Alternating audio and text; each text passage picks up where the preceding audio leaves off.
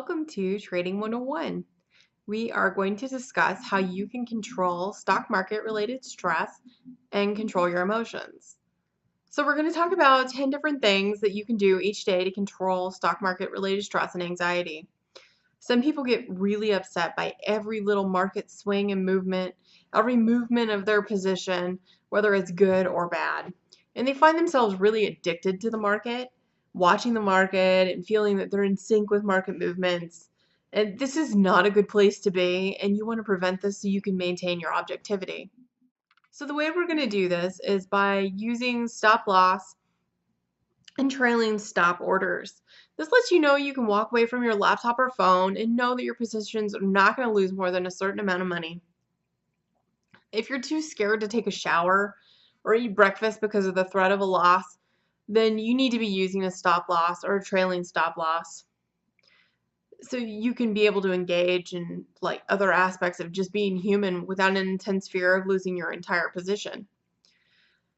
And manage this feeling with a stop loss. Don't over monitor all of your positions and freak out about every tiny movement throughout the day, throughout the hour, throughout the minute.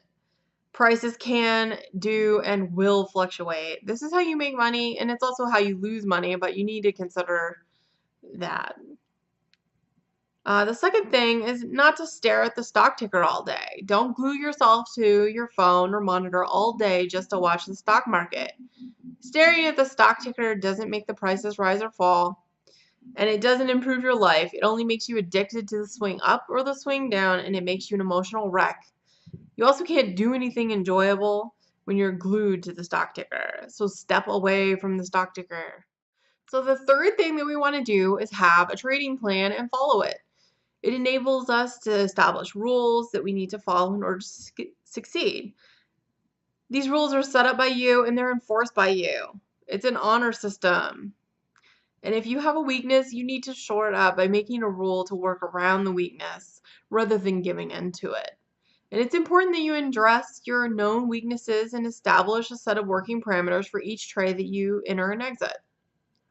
So the fourth thing we want to do is start and follow a trading routine. So this is something that you would technically state as a part of your trading plan, but it's important to establish it and follow the trading routine each day too. So when you get ready to trade each day, you need to create a ritual. It might be something as simple as scanning your favorite financial news website when you have breakfast, checking your overnight positions if you have some, getting your trading program open and beginning to execute pre-market orders, and taking notes of any financial news that'll be coming up during the day and might impact your positions. The fifth thing we want to do is get enough sleep. And I really can't stress this enough. When you don't sleep enough, your decision-making abilities decline and you begin to make more poor choices. You are more emotional, and this is all pretty much a cocktail of disaster when it comes to trading. You need to get adequate rest so that you wake up feeling refreshed and ready to trade, and you are not carrying a ton of emotional baggage into the trading day that is making you reactive. So the sixth thing that we want to talk about is don't let your amygdala get hijacked.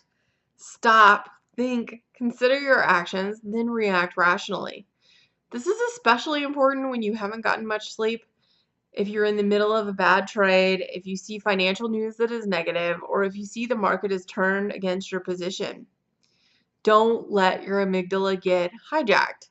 You need to stop and consider what's going on, and then you need to act rationally based on what the known information is. The seventh thing we want to do is stop listening to bullshit tips from people who don't know anything about trading. Every idiot on the planet has a winning stock tip for you.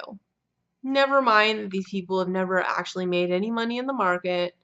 They know nothing about trading and generally know nothing about the movements of the financial market in general. Ignore these people. Let your grandma invest her savings on these crappy tips from your cousin.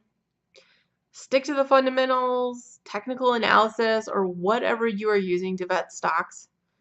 But don't listen to these idiots.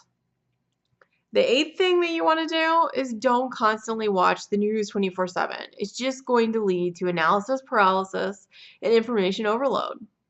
It's good to stay up to date with the headlines and the basics of what is moving the market, especially in the areas that you're interested in.